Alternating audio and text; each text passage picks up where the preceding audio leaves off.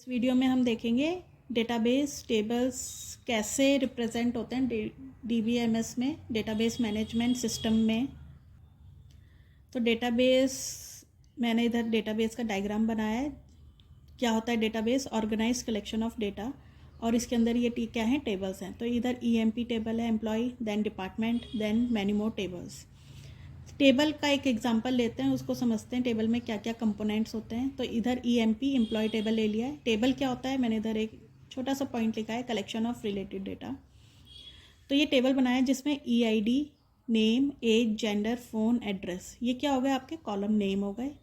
Then आपका ये जो इंडिविजुअल जो होता है, ये कॉलम है, कॉलम नहीं सॉरी सेल, इनको क्या बोलते हैं? सेल। इंडिविजुअल जो एक एक करके हैं, और इसके अंदर की जो वैल्यूज़ हैं, जैसे जेंडर में ये एफ है, फ़ोन नंबर की जो वैल्यू है, एड्रेस की जो वैल्यू है, ये क्या होती है? आपकी column value.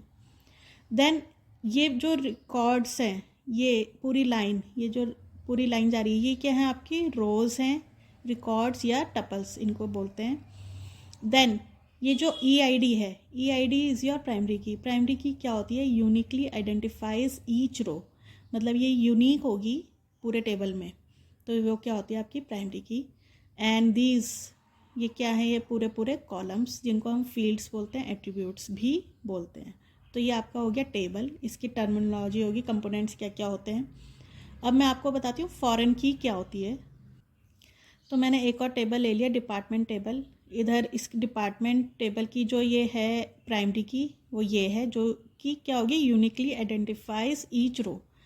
Then EID, employee ID. देखो आप इधर ये 11 है, इधर भी 11 है, मतलब ये प्राइमरी की तो नहीं है, लेकिन ये फॉरेन की है, क्योंकि ये इस टेबल में प्राइमरी की है, इस टेबल में ये क्या है? फॉरेन की। फॉरेन की क्या होती है?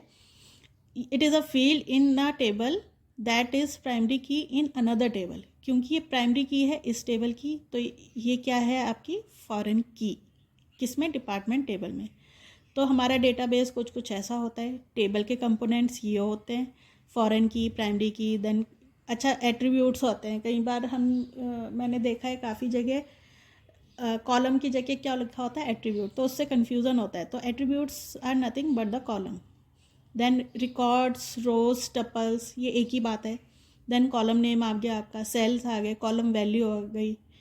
तो ये क्या आते हैं? आपके components of your table in the database.